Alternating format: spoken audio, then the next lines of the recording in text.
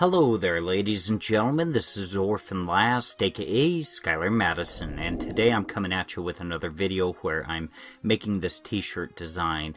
Specifically in this video, I'm just focusing on coloring these three skull heads, and I'm also focusing on refining the other portion of the t-shirt, which really, there was just something that was really annoying me. Especially about the skull that happened to be right smack dab in the middle of the composition. It seemed like its face was just kind of melted and just droopy. It just didn't look right, so I had to refine it quite a bit. But the thing is that since these skulls sometimes have these noodly teeth, that meant I had to kind of reconstruct the composition quite a bit. And the reason why I decided to do that is because I knew that something was wrong with the composition, but I didn't know what it exactly was. So I showed this video, the previous video, to a co-worker of mine. And, you know, we make faux rock for a living. We're all artists. And he happened to mention, well, there's something kind of wonky about that. And so when I got home, I kind of looked at it for a little while and really just thought of ways and reasons why that would be the case. Why does this look so strange? And I think I found out what it was. And hopefully, by the time that this video is over, you guys would, well, basically, hopefully agree with me that the problem has been solved. If not, then I'll have to kind of refine it even more. But with the refinement, once again, if I had to do it, I don't think I'd necessarily have to go as gung-ho with the composition. I think I got a better composition with this one, most especially because there were noodly teeth that were just doing some really weird things. And sometimes not all of them were being accounted for. Some of them were just kind of there and then they just disappeared. And whereas now, by the time that this video ends, you'll be able to see that they actually lead to some place. Every single noodly tooth has been present and accounted for.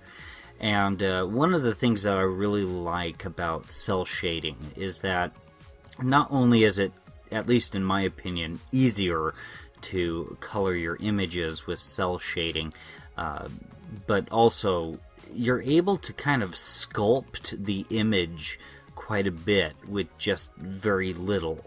And it has this really stylistic look, very comic book style. Now, of course, I suppose I could go ahead and add in a bunch of gradients and such like that. But the problem with that, the problem with adding gradients is that with a screen printer, you never really know how it's going to come out. And seeing as this is going to be one of my first t-shirts, I don't want to go too gung-ho out there and do something that's too crazy. And the reason being is because I do plan on getting a test sample and see how it turns out. And in all probability, I'm going to probably have to pay for that sample. And if I have to keep on changing a gradient and get a sample and get another sample and have one failed t-shirt after another, basically something that I'm going to wind up wearing at work because it's a failure or something, and just get it all torn up, tattered, and burned with basically you know, a welder and such like that. I just, the idea of just wasting my time like that just doesn't really appeal to me, and wasting my money. So maybe as time goes on and I get to the point to where if I ever make money off of YouTube and you know, there's a legitimate income coming from making t-shirts, then maybe at that point I'll be able to be able to afford a bunch of failures in order to provide a series of gradients and things that will look good. Just having to, test out possibly 50, 60 different samples just to make sure that each and every single gradient that's used works well in the composition. Here you can actually see me kind of working out some of the problems with the image. Some of the things that I thought were problems, I just kind of thought, well, I'm just being a little bit nitpicky, and I didn't necessarily resolve all of them, but I did resolve 90% of the issues that I had. As you can see, I have already kind of reconstructed this this skull that's in the center. I've completely reconstructed its head to a better anatomy that makes more sense, and I'm starting to feel really happy about it, and I don't really even mind that its eye is behind the teeth of basically the skull that happens to be right directly above it, because that eye is going to be red, and it's going to basically attract attention there, and people will be able to understand what it is that's going on.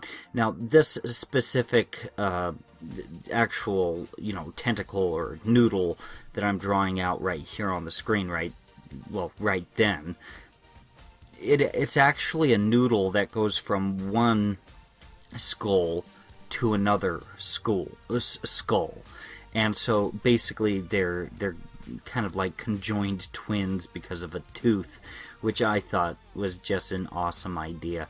And it's some things, they're just not really planned out. That blade that you just saw me draw out, and the one that you're seeing me draw right now, these just, came to me at the spur of the moment. If I like it, I keep it. If I don't, I change it. If I don't like it, even after a few changes, I go for something completely different. But in the end, I feel as though I came up with some really cool stuff. And I think the picture wound up benefiting quite a bit because of it. And, one way to really make a dynamic image is by having a series of objects overlapping on top of each other, so that you have a sense of depth, and so that things just don't feel flat, which is really easy for two-dimensional art. And so here's the more closer to finished draft version of these skulls put together. Once again, I'm thinking of having an asymmetrical t-shirt just dedicated towards these three skulls, but of course I'm thinking about having two other versions, but we'll see how it goes. I might just wind up with two. I've been showing you guys just two because really the composition works. It works, and by the time this video ends, I really feel as though it all just kind of comes together. I probably need to work on some line thickness variants, but really it's all just coming together really, really well, in my opinion. Maybe one of the blades needs to be elongated a little more just to add more dramatic effect, but yeah. If you guys enjoyed this video, please like, share, and subscribe. And if you didn't like it, please like, share, and subscribe anyways. There's a lot of work that goes into these videos. And if you'd like to take a look at any of the other videos that I've made, feel free to click on any of them that are appearing on the screen right now.